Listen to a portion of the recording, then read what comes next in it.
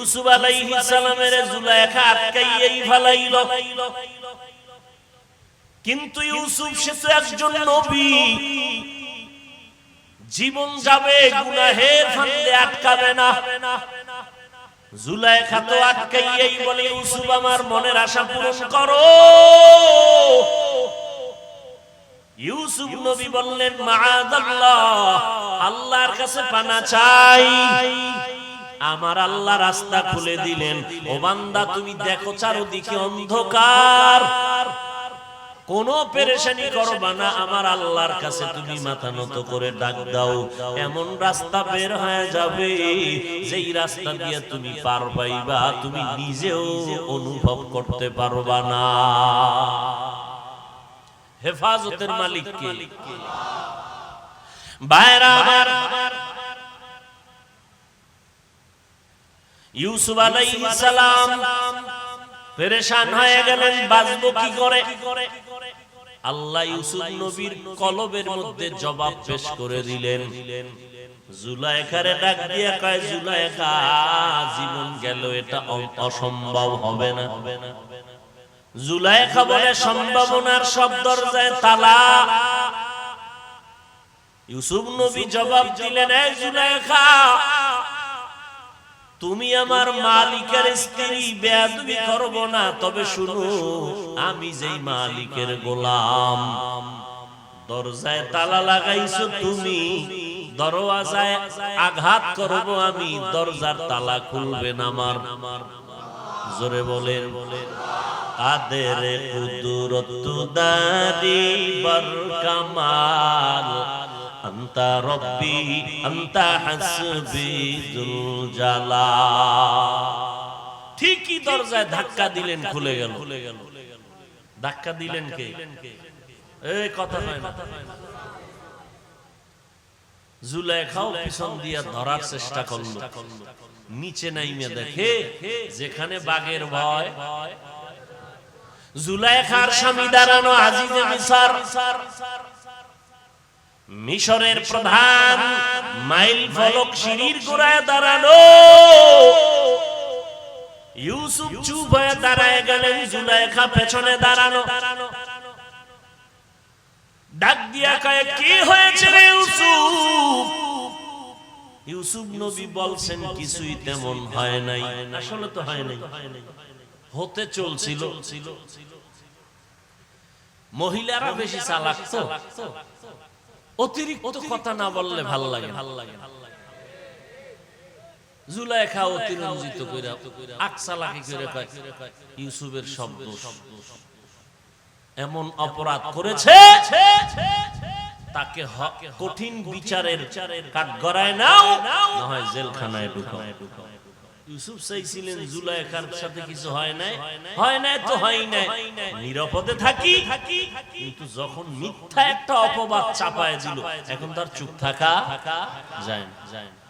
ইউসুফ নবী বললেন, আমার কোনো দোষ নাই, সব অপরাধ জুলাইখার। স্বামী ডেকে বলে, ইউসুফ তুমি যে বললা জুলাইখার অপরাধ, সাক্ষী পেশ করো। এই কামে কি আবার কোন সাক্ষী আছে নাকি? কথা কন না। কিন্তু আল্লাহ তো রহমতের দরজা খুলে দিয়েছেন। আমার আল্লাহ রহমতের দরজা খুলে দিলেন। এক আল্লাহর বান্দি দুধের একটা বাচ্চা কোলে নিয়ে যায়। ইউসুফ ডেকে বললেন, ও বাচ্চা, আমি সত্যবাদী না জুলাইখা সত্যবাদী, এর বিচারের ভার ওই বাচ্চার কাছে জিজ্ঞাসা করেন, পেয়ে যাবে। মিশরের প্রধান জুলাইখার স্বামী কয়, বাচ্চা কি কথা বলতে পারে? আপনি জিগাইবেন না, এটা আপনার দায়িত্ব। পারে না না পারে হরের প্রশ্ন। জুলাইখার স্বামী প্রশ্ন করে ফেললো, বাচ্চা তুমি জবাব দাও। একটা অস্বাভাবিক বাচ্চা যদি কথা বলে, এটাই তো একটা দলিল। কি বাচ্চা ডাইরেক্ট যদি বলে দেয় ইউসুফের কোনো দোষ নাই, বাচ্চা কথা বলতে পারে না, হঠাৎ করে যদি বলে ফেলে এটাই তো একটা সত্যতার কি। কিন্তু না, বাচ্চা ইউসুফের ডাইরেক্ট নির্দোষ বলে নাই, জুলাইখারে ডাইরেক্ট দোষী বলে নাই। আল্লাহর কুদরত বাচ্চাটা স্কেল দিয়ে দিল, স্কেল। এই মিশরের প্রধান, আমি ডাইরেক্ট বললাম না কে দোষী কে নির্দোষ, আমি স্কেল দিলাম, স্কেল দিয়া মাপ দিয়া টের পাইবা কার দোষ বেশি কম। স্কেল কি? ইউসুফ নবীর গায়ের জামা হলো স্কেল। জামাটার সামন দিক দিয়া যদি ছেঁড়া থাকে দোষী হবে ইউসুফ, জামাটার পেছন দিক দিয়া যদি ছেঁড়া থাকে দোষী হবে জুলাইখা। বাদশা তাকায় দেখি ইউসুফ নবীর জামাটা পেছন দিক দিয়া ছেঁড়া, ওই যে জুলাইখা ধরে ফেলছিল ছিঁড়ে গেছে।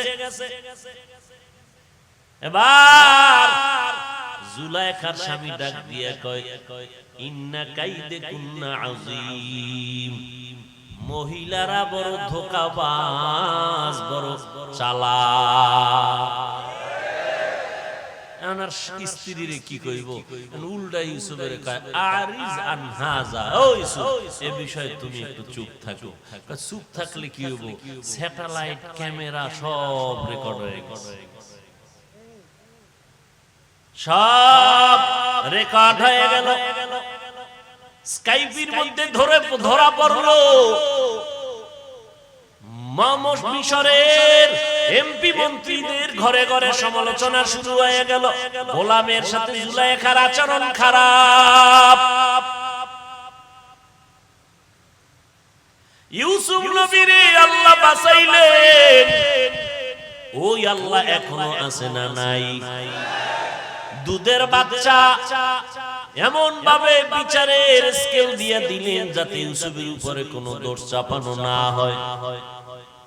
এরে নবীর উম্মতের দল, ইউসুফ আলাইহিস সালামকে এক পর্যায়ে জুলাইখার দোষ চাপানোর জন্য জেলে ঢুকায় দিল। ইতিহাস আপনারা জানেন, কোরআনের ভেতরে আছে। শেষ পর্যন্ত ইউসুফ নবী বাদশার স্বপ্নের ব্যাখ্যা করার স্বার্থে বের হইল। এক পর্যায়ে অর্থমন্ত্রীর দায়িত্বের চেয়ারে বসলো ইউসুফ নবী। খানা দেয়, দুর্ভিক্ষ চলছে সিরিয়া মিশর, খানা নাই, না খাইয়া মানুষ মরে। ইউসুফ নবী অর্থ মন্ত্রণালয় থেকে খানা বন্টন করে করে লাইনে দাঁড় করায় মানুষগুলোরে খানা দেয়। লাইনে হঠাৎ করিয়া কিনারায় আসার পর কর্মচারীরা খানা দেয়, ইউসুফ নবী বসা আছেন। হঠাৎ একটা যুবক দেখা গেল ওই লাইনে দাঁড়ানো। যুবক নিজের হাতে কোনো ব্যাগ নাই, মনে হয় খানার লাইনে দাঁড়ানো, কিন্তু উদ্দেশ্য অন্য।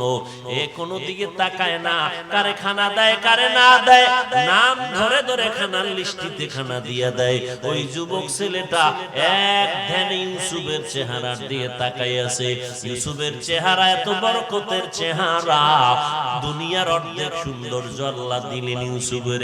ইউসুফ নবী যত রাতের বেলা রাস্তা দিয়া চলতেন, কোনো বাতি লাগতো না, ইউসুফের চেহারা আলোকিত হয়ে যাইত।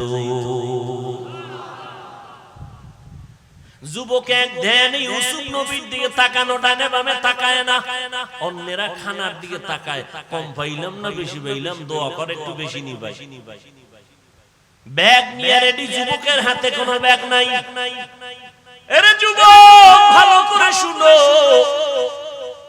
হেদায়েতের মালিক আমার আল্লাহ। এই যে ময়দানে বসছো, আল্লাহর কসম, এই যে ওলামাদের মহব্বতে তুমি একটু বসছো, ইনশাআল্লাহ এই বসাও তোমার একদিন কল্যাণের কাজে আসবে। আল্লাহ মানুষ ছাড়া আর কাউকে সৃষ্টির শ্রেষ্ঠ বানাইছেন? আল্লাহর কি আলাদা কোনো ছেলে মেয়ে আছে কি ভালোবাসার জন্য? স্ত্রী আছে, ভাই বোন আছে, আর তার বড় কোনো বস টস আছে? আল্লাহ সব লাইনের থেকে প্রিয় একুরেট মহব্বতের পাত্র কারা? মানুষ। সেই মানুষকে আল্লাহ মোহাব্বত করবেন না তো কাকে করবেন? সেই মানুষকে আল্লাহ জান্নাত দিবেন না তো কাকে দিবেন?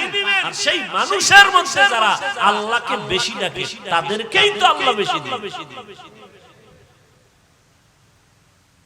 কাছাকাছি যখন আইসা দাঁড়াইছে আল্লাহর কুদরত, চোখে চোখে মিলন না হইলে তো আর ভালোবাসা জমে। ওই যুবক ইউসুফ নবীর দিকে একদিনে তাকানো, ইউসুফ নবীর চোখের নজর এখনো পড়ে নাই, চার চোখের মিলন হয় নাই। কাছাকাছি আসার পরে ইউসুফ নবীর চোখের নজর একদিনের নজর পড়ে গেল। কিনারায় আসার পরে দেখে কোনো ব্যাগ নাই। কর্মচারী আসছো কেন? কয় বেয়াদবি মাফ করবেন, আমার খানা দানা লাগবে না, আপনাদের মন্ত্রী মহোদয়ের সাথে একটু আধা মিনিট কথা বলবো। কর্মচারী কইলে এখন নি টাইম, খানার লাইনে খানা নিতে আসছো, তুমি এই লাইনে দাঁড়াইছো কেন? যাও যাও। ইউসুফ নবী কয় সাবধান, মেহমান আসতে দাও, আমার সাথে কি বলতে চায় বলার সুযোগ দাও। যুবকে সে কানের গোড়ায় মুখ লাগায় দিছে। কি কইছে? ইউসুফ নবী কাঁদতেছেন।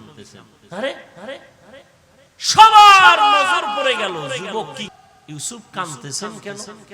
মন্ত্রী কাঁদতেছেন এই যুবকের কথায়। কে সে যুবক?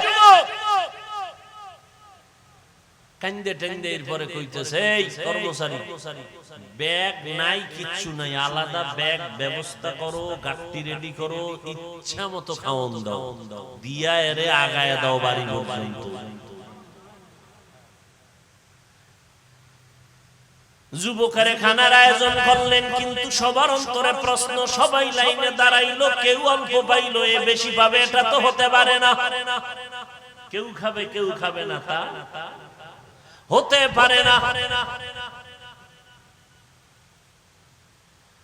আল্লাহ তাআলা জানায় দিলেন, ইউসুফ ঘটনার রহস্য খুলে বলো, না হয় নবুয়তের উপরে দরজায় গিয়া প্রশ্ন দাঁড়ায় যাবে, সন্দেহ এসে যাবে।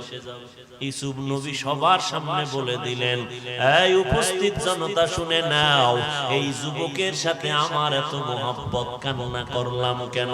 এই যুবকের সাথে আমার জীবনের একটা বড় বিপদের মুহূর্তে আমার সাথে মোলাকাত হয়েছিল। এই যুবক আমার যে উপকার করেছিল একদিন, আমি তা ভুলতে পারি না রে বাবা। আমার জীবনটাও যদি দেওয়া লাগে আমি তার জন্য রেডি। এই যুবকে যা চাইবে তাই দিব, কারণ এটা আজকের ভালোবাসা না, আমার আগের মোহব্বতের কারণ। কোন মোহব্বত? তাও তো বুঝবা। কয় হ্যাঁ বুঝবো। কয় যেই দিন আমার জুলাইখা আটকাইছিল, আমারে দোষী বানাইয়াই ফেলেছিল জুলাইখা তার স্বামীর কাছে। মিশরের মানুষ আমাকে অপরাধী মনে করত, যেটা নবুয়তের জন্য শানের খেলাফ। কারণ সমস্ত নবীরা বেগুনা মাসুম, নিষ্পাপ, কোনো গুনাহ নাই। ওই দিন জুলাইখার সামনে, প্রধানমন্ত্রীর সামনে যে বাচ্চাটা আমার পক্ষে সাক্ষী পেশ করেছিল, সেই দিনের বাচ্চাই হলো আজকের এই যুবক। हकीकत से तू दुनिया बेखबर है, दुनिया की नुमाइश पर नजर है। नमी गुयम के आज दुनिया जुदा बाश, बहर काने के बाशी बा खुदावा। घुम আসতেছে না? বাঙালির ঘুম আসেনি। এই ঘুম আছে? কোন ঘুম নাই, মিছা কথা, কাঁচা মিছা কথা। বাঙালির রাতের বেলার ঘুম নাই, সব গজবের মোবাইল কেড়ে নিয়েছে। প্রত্যেকটা যুবক ঘরের বিছানায় শুইয়া মোবাইলের মোরাকাবায় রাত কাটায়। মোবাইলের স্ক্রিনে তাকাইয়া কবিরা গুনার প্র্যাকটিস করো রে যুবক। কখন রাত্র 3টা বাজলো 4টা বাজলো খবর নাই, ফজরের আজান কখন হলো খবর নাই। এই কারণেই তাকায় দেখ 24 বছর 25 বছর 30 বছরের যুবকের চেহারা আপেলের মতো থাকবে, গোলাপের মতো থাকবে, অথচ যুবকের চেহারা দিয়ে তাকাইলে মায়া লাগে না, মোহাব্বত লাগে না। একমাত্র কারণ গুনার কারণে চেহারার নূর আমার আল্লাহ নিয়ে গেছে। সারাটা রাত কবিরা গুনার প্র্যাকটিস করে করে কাটাইলি রে বাবা, আর কতদিন? ঘুম নাই, তার মানে ঘুম এটা আল্লাহর পক্ষ থেকে গোটা মানুষের শরীরের জন্য একটা আল্লাহর দেওয়া মহা ঔষধ।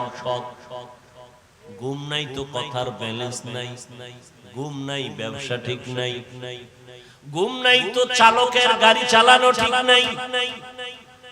ঘুম আল্লাহর দেওয়া নিয়ামত। وجعلنا الليل لباسا وجعلنا النهار معاشا।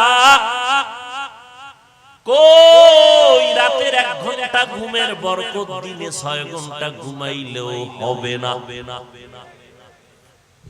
রাতের 1 ঘন্টার ঘুম এর বরকত 6 ঘন্টাও হবে। কিন্তু এই গজবের মোবাইল তোমার ঘুমটা কেড়ে নিল, স্বাস্থ্য নষ্ট করে ফেললো, তোমার খবর নাই। এখন চোখে কিছু টের হয় না। একজনের পিছন দিক দিয়ে ডাক দিছে আব্বাজান, চেহারা ঘুরানের ঘরে দেহে দি খালু।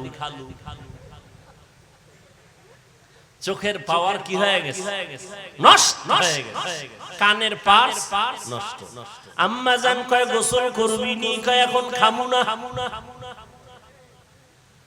আমি মিথ্যা বলতেছি?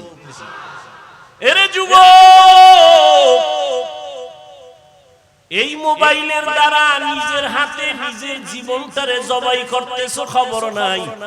ডাক্তারের থেকে থিওরি নিয়ে পরামর্শ নিয়ে দেখ যে হাফিজ ভাই কি বলে গেল, মোবাইলের কারণে তোর কিডনি ড্যামেজ হচ্ছে, তোর খবর নাই। এই আমাদের দেশে কাঠের ঘর উঠায় কাঠ দিয়া, তো কাঠ ভিতর থেকে খেয়ে ফেলে একটা পোকা আছে, আছে না নাই?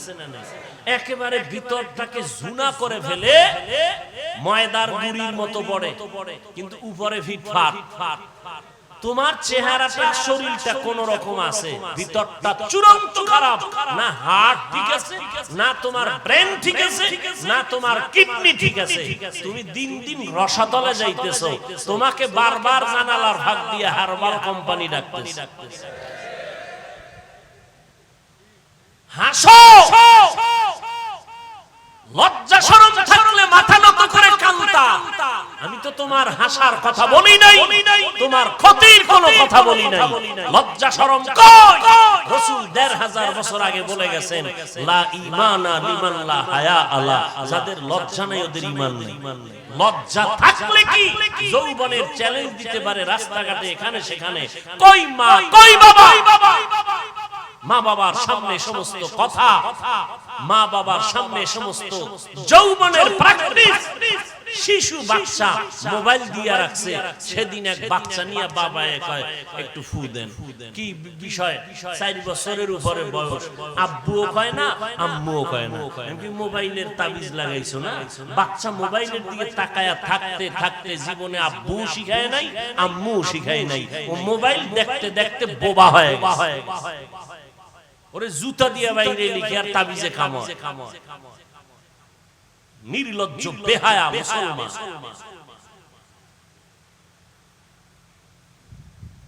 এই মোবাইলকে কেন্দ্র করে মায়ের সাথে বেয়াদবি, বাবার সাথে বেয়াদবি করেছে বহু সন্তান, শিক্ষকের সাথে বেয়াদবি করেছে বহু ছাত্র। এই শুধু মোবাইলের কারণে। শুধু কি এই বেয়াদবি কল্লা ফালায় দিছে, সূত্র মোবাইল। এই মোবাইলের কারণে মায়ের টাকা চুরি করছো, বাবার টাকা চুরি করছো, মোবাইলে এমবি ঢুকানোর জন্য। আরো কত কি করছো আল্লাহ ভালো জানে। কত মেয়ের চরিত্রের উপরে আক্রমণ করেছো। রেডি থাক, জল্লা দাইব তোর কপালে। যদি বিয়া থাকে তো বউ আইব না, জল্লা জুতা দিয়ে বাইরে তোরে সাইজ করিয়া 10 মাইয়ার জালমি দেবে একটাই। রেডি থাক, কত ধানে কত চাল টের পাবি। কত মাইয়ার জীবনের চরিত্রের উপর আক্রমণ করেছো। তোমার বোনের চরিত্র যদি কেউ নষ্ট করে তুমি বরদাস্ত করবা? তুমি আরেকজনের বোনের চরিত্র নষ্ট করো কিভাবে?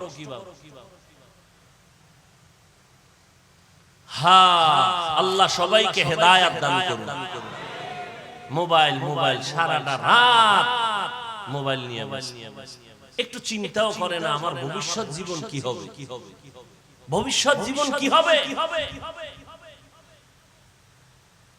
কি হবে মানে টেনশন কি? বিয়া যদি করি শ্বশুর বাড়িতে বিদেশের ভিসাটা লয়ে এলাম, কি শ্বশুর বাড়ি থেকে বিদেশের ভিসা নিব, তো ভিসা নিয়ে কি করবে? বিদেশ যাব, বউ বউ ছোট ভাই পাহারা দিবে।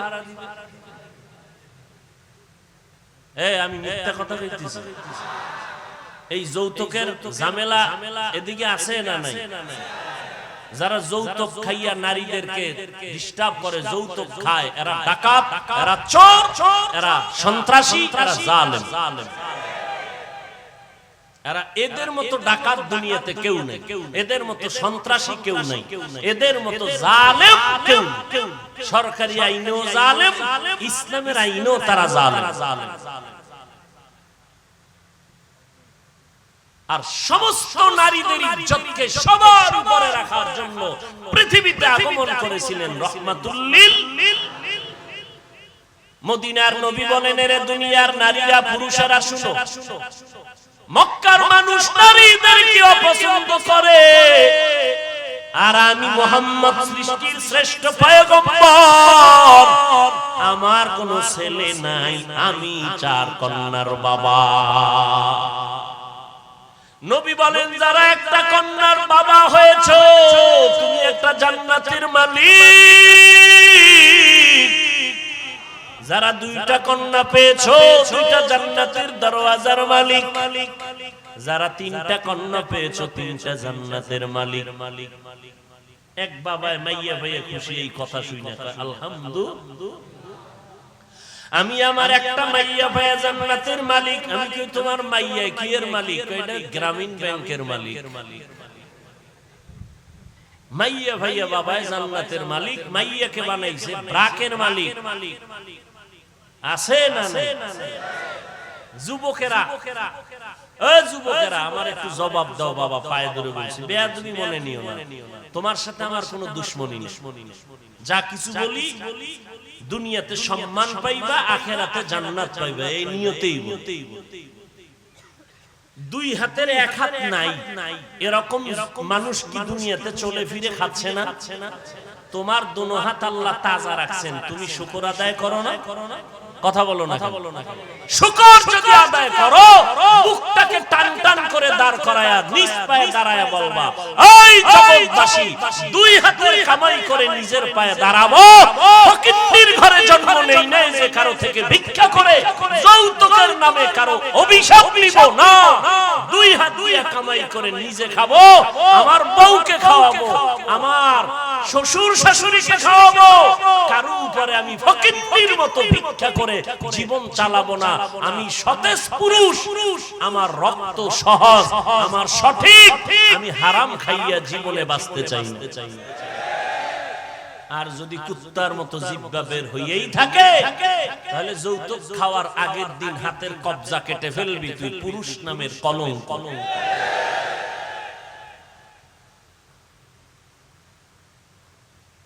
কানা হুজুর আমি নিয়ত যাই করি, কিন্তু গোড়ায় তো দোষ। আব্বাজান তো লাইন ক্লিয়ার করে লাইছে, ওই হারাম না খায় আব্বার ঘুম হবে না, যৌতুক না খায় বাথরুমে গিয়ে 10 গ্রাম পায়খানা খাইও, হালাল সাবান দিয়ে কুলি করলে পরিষ্কার হয়ে যাবে, গন্ধ থাকবে না। কিন্তু যৌতুকের গন্ধ জাহান্নামের আগুন ছাড়া ধৌত হবে না। কিচ্ছু চাই না, কিচ্ছু চাই না, তলে তলে এটা দিল না, এটা কি কাম হইলো, এটা দিল না, এটা একটা কাজ করলো, এটা দিল না, এটা একটা মানবতা হইলো, উপরে উপরে আমি কিছুই চাই। এই জন্য আমি মাঝে মাঝে বলি, তাবলীগওয়ালা পীর সাহেবের মুরিদ পাগড়ি পাগড়িওয়ালা তোমার হাজী সাহেব এদের ইমানের পাওয়ার কত টের পাওয়া যায় মাইয়া বলার বিয়ার সময়। স্কুলে পড়া বন্ধ করা যাবে না বাবা, কলেজে পড়া বন্ধ করা যাবে না। ওই লাইনে পড়ে তুমি ডাক্তার হও। ও পর্দার আড়ালের আম্মা জানেরা, এরে আম্মা জান, সন্তানটাকে ডাক্তার বানাবেন, আলহামদুলিল্লাহ ইঞ্জিনিয়ার বানাবেন, তবে অনুরোধ বেয়াদব বানাবেন না। আপনার সন্তানের ব্যবহারে যেন কোনো আলেমরা কষ্ট না পায়, আপনার সন্তানের আচরণে কোনো মুরব্বীরা যেন কষ্ট না পায়, আপনার সন্তানের ব্যবহারে যেন কোনো বন্ধুরা কষ্ট না পায়। আদর্শ ডাক্তার বানাবেন, আদর্শ ইঞ্জিনিয়ার বানাবেন। আর আদর্শ বানাইতে হলে অনেক মা মনে করেন হুজুরদের কাছে গেলে বুঝি ভালো হবে না। মা ইমাম গাজ্জালী বিশ্ববরেণ্য দার্শনিক ওলিয়ে কামেল, তিনি বলেন প্রত্যেকটা সন্তানের জন্য প্রাথমিক শিক্ষিকা হলো তার মা।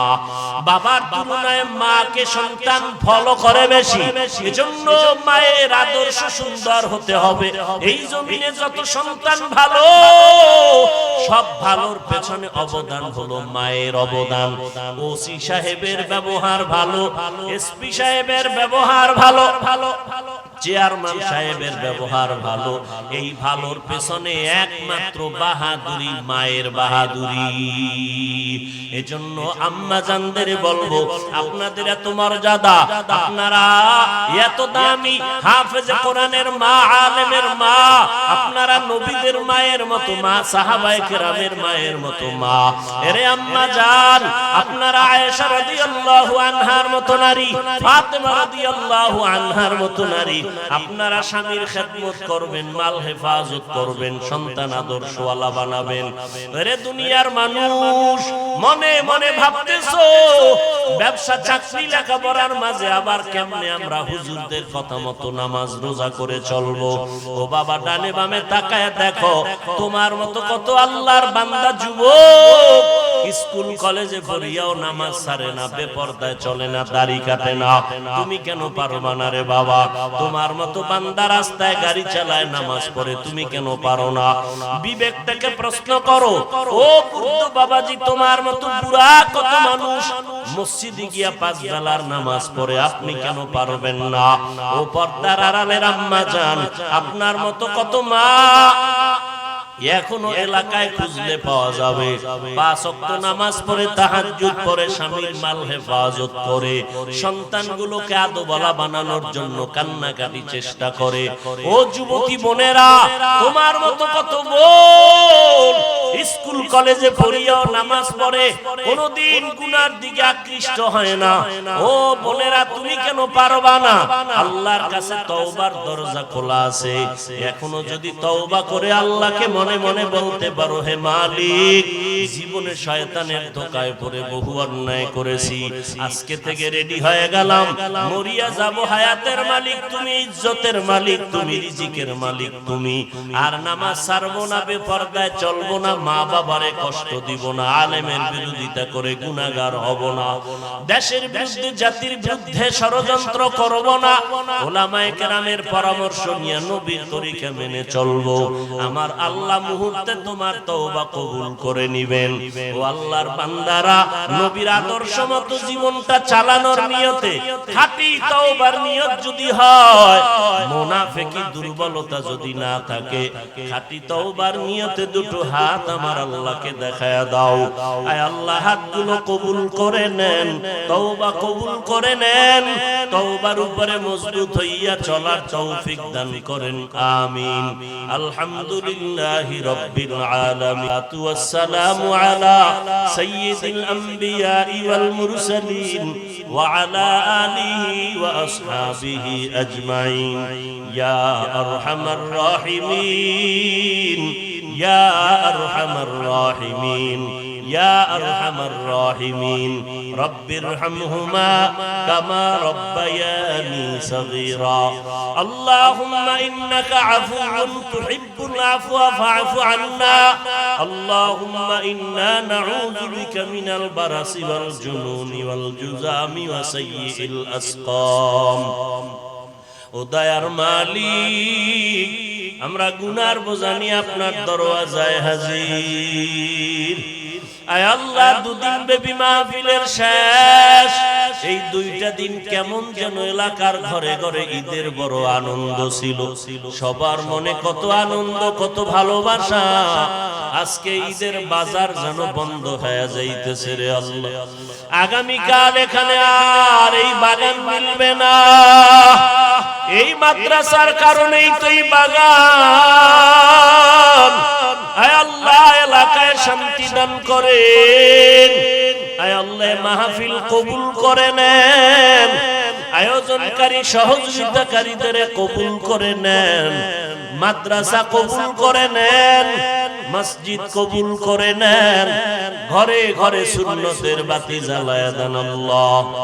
মা বোনদের আবেদা বানায়া দেন, সন্তানগুলো নেককার বানায় দেন। আয় আল্লাহ, সারা দুনিয়াবাসীকে মাফ করে দেন। আয় আল্লাহ, বাংলাদেশ শান্তির দেশ বানায় দেন। প্রশাসনিক ভাবে যারা কাজ করে দিনদার বানায় দেন। আয় আল্লাহ, জনপ্রতিনিধির দায়িত্ব যারা পালন করে দিনদার বানায় দেন। আয় আল্লাহ, আমার কলিজার প্রত্যেকটা যুবকের হেদায়েতের দৌলত দান করেন। মোবাইলের গুনাহের থেকে হেফাজত করেন আল্লাহ। মোবাইলের গুনাহের থেকে আমাদের হেফাজত করেন আল্লাহ।